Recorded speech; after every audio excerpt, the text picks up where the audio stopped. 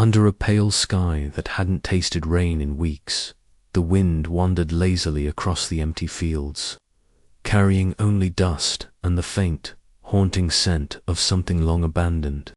In the middle of a desolate wheat field, where the stalks had long since been cut and left to crumble into the earth, a solitary figure stood, bound to a weathered wooden cross. Not a scarecrow, but a woman. Colt Merrick didn't put stock in ghosts. He had no use for them in his quiet, hard-lived life. Yet for a brief, disbelieving heartbeat, he thought he saw one. His horse slowed without a word, hooves crunching softly on the brittle, sun-scorched stubble. Colt squinted, rubbing a calloused hand across his brow as though he could wipe away the mirage of memory itself. The figure was unmistakably human, too motionless to be a living girl, yet too alive to be just a doll left to scare crows. Her dress, faded to the color of old linen and torn along the hem, clung raggedly to her knees. Her arms were stretched outward, bound with coarse rope that had dug cruelly into her skin. Her face was turned away, but her legs were bare, bruised, rooted to the earth as if she belonged to the land itself. Colt dismounted, boots sinking slightly into the dry dirt with the weight of a decision made. He approached her, slowly, not from fear, but from a kind of reverent caution. This was not a recent suffering. The rope marks were deep and darkened by time, the dried blood a testament to endurance. And yet, despite all that, there was something stubbornly alive in her posture, something that refused to yield. Then, almost imperceptibly, she turned her head. Her voice rasped, roughened by wind and strain, like dry leaves scraping together. "You going to finish what they started?" Colt didn't speak. His jaw tightened around silence, a language he had always understood better than words. He drew his knife not in haste or anger, but deliberately, methodically, each movement slow and considered. She flinched regardless. "Don't untie me unless you mean it," she whispered. "I do," he replied, voice low and steady, like a prayer uttered long after it had been forgotten. He cut the ropes with a care that seemed almost unnatural for a man of his size. Each strand yielded with a quiet snap. When her arms fell free, she didn't collapse. She stood, and that alone unsettled him more than anything else. She blinked against the pale light, as though the world itself was overwhelming. Even beneath a sky stripped of color, her lips trembled not from fear, but from the gravity of finally being witnessed. "I didn't cry," she said, voice small but firm. "Not once."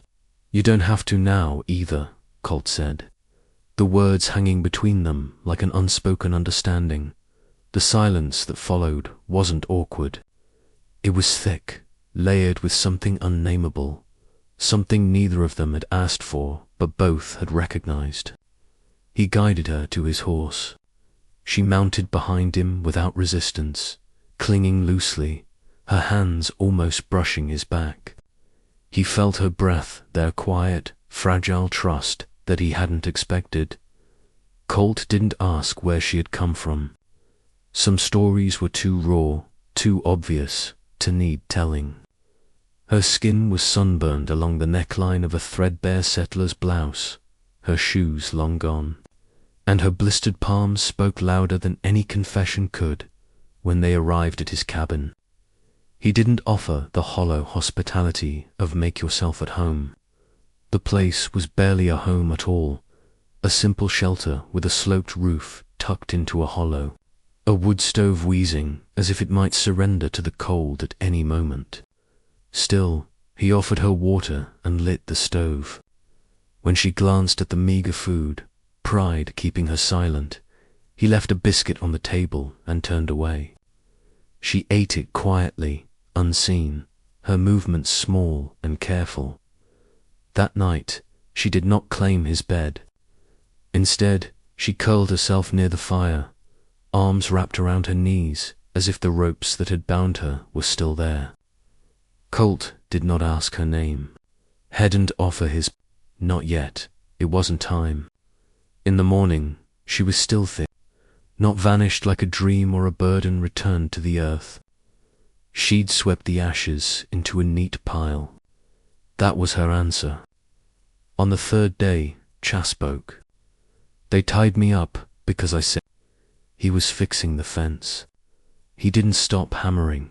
To who? A man who smelled like whiskey and land. Colt didn't look at her. Not yet. Kin brothers, 3 of them. Thought it would bring the family favor. Did it? She gave a small laugh. Only brought me view of crows. He paused, held the hammer a little longer than needed. I'm cold, Mabel. It fit her, plain and old-fashioned, like something Carvadento, a church pew. Mabel stayed. Shouldn't ask if she could. She didn't have it. Some people, when they survive a no silence, just slide into empty spaces where love used to live. Colt was no stranger to ghosts. His wife had died in childbirth 6 years ago. That child, too. He buried them on a hill that still grew wild flowers without. Since then, he'd lived with his dogs, his tools, and a grief, so still it felt like furniture. But Mabel was not grief. She was something else. When housed her a fresh loaf, she made soup in return.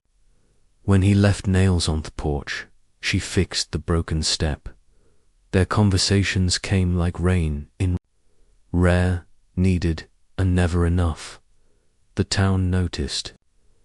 They always do. At the general store, Mrs. Clary asked to look. Is that the Scarecrow girl living with you now, Colt? He didn't answer, just took his flour and left. Sheriff Tolan came by a week later, chewed his tobacco slow. You sure you want that kind of woman around Merrick? Colt stared past him. Folks talked when I buried my wife, too. Didn't Mackatham right? The sheriff sighed. Just saying, some fires you let them burn, they catch your whole roof. She's not a fire.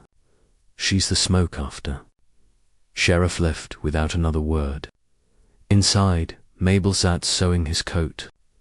Her hands pouted when she heard the door. You don't, Javito, keep me, she said. I can go. You didn't owe me freedom, he replied. He just gave you a place to catch your breath. She blinked, then nodded. Then maybe I'll stay a while longer. They didn't talk of love, but it hung between them like a warm quilt. Every act stitched another layer. One night while mending his gloves, she asked, Did you ever want children? I had one briefly. She set glove down. I'd have been a terrible mother, she said. That's what they told me. Whoever told you that never watched how gentle you are with broken things? She didn't speak after, but the next morning she sang while cleaning the stovetop, just a hum. But it was the first music in that house since death last passed through it. Weeks later, the brothers came. They didn't knock. 3 of them on horseback, boots muddy, eyes sharp with cruelty worn like inheritance. Sheriff stood at a distance, arms folded, ready to look the other way. We come for their girl, one brother said. She's family. Colt stood on the porch, hat tilted low, rifled nowhere in sight. No, she's not. She's our blood. You can't keep her. She's not property. You can't take her. Mabel stepped out, her apron still wet from washing. She stood beside Colt, not behind. You left me for dead, she said calmly.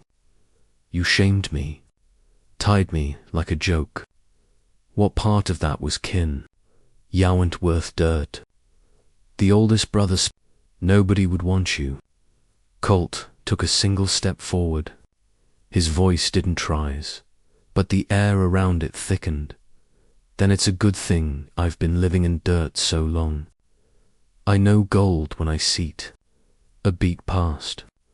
The brothers look at Toe, the sheriff, but the lawman only shrugged. No crime in choosing kindness. They left without another word. Dust in their wake. Not justice, but peace. That night Colt carved her name into Thapach beam next to his wife's. Mabel didn't speak when she saw it. She just traced the letters with her finger like they were scripture.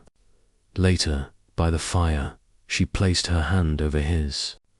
I thought it'd been turned into something no one could love, she whispered. I think love is what you turned into. They didn't kiss. They didn't cry. They just slammed against each other like roots that had finally found soil soft enough to grow in. If you're still listening, wherever you are, remember this. Sometimes the world won't come for you. Sometimes it ties you up, leaves you out, and waits for you to rot. But if you survive long enough, someone might ride by. Someone who's been just as broken, just as lost. And if you're lucky, they'll stop. Not to save you, but to remind you that you were never just a scarecrow. You were always a man worth freeing.